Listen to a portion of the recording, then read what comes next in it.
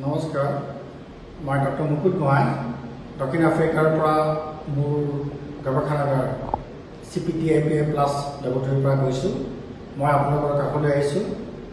আজি মই আপোনালোকক জনাবলৈ পাই অত্যন্ত সুখী হৈছোঁ যে মই আৱিষ্কাৰৰ লগত জড়িত হৈ থকা এটি এণ্টিবায়'টিক ইতিমধ্যে আমেৰিকা যুক্তৰাষ্ট্ৰৰ ফুড এণ্ড ড্ৰাগ এডমিনিষ্ট্ৰেশ্যনৰ এপ্ৰুভেল লাভ কৰি বিশ্ব বজাৰত উপলব্ধ হোৱাৰ সক্ষমতা লাভ কৰিছে। উল্লেখযোগ্য যে এইটো এণ্টিবায়'টিক ভাৰতৰ প্ৰথম এণ্টিবায়'টিক যিটোৱে US FDA এপ্ৰুভেল লাভ কৰিবলৈ সক্ষম হৈছে আৰু বিশ্ব বজাৰত উপলব্ধ হোৱাৰ ক্ষমতা লাভ কৰিছে। আপোনালোকে জানে এণ্টিবায়'টিকসমূহ অতি প্ৰয়োজনীয়।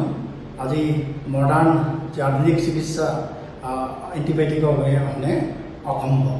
বিভিন্ন বেক্টেৰিয়াজনিত ৰোগৰ নিৰাময়ত এণ্টিবায়'টিক অতি অপৰিহাৰ্য। অপাৰেশ্যন বিভিন্ন ধৰণৰ operation, transplant, cancer patient treatment, immunosuppressive ৰোগত ভুগি থকা ৰোগী, লগতে অন্যান্য বিভিন্ন মেডিকেল কণ্ডিশ্যনত থকা ৰোগীৰ ট্ৰিটমেণ্টত এণ্টিবায়'টিক অপৰিহাৰ্য।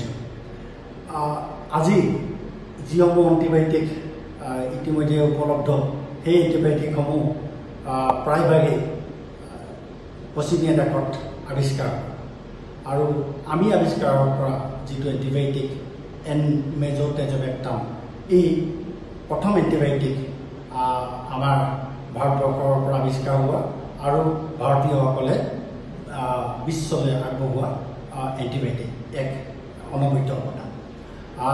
ইয়াৰ লগতে আজি যি এণ্টিবায়'টিকসমূহ আছে এই এণ্টিবায়'টিকসমূহ প্ৰায় ৰেজিষ্টেঞ্চ হৈ আহিছে।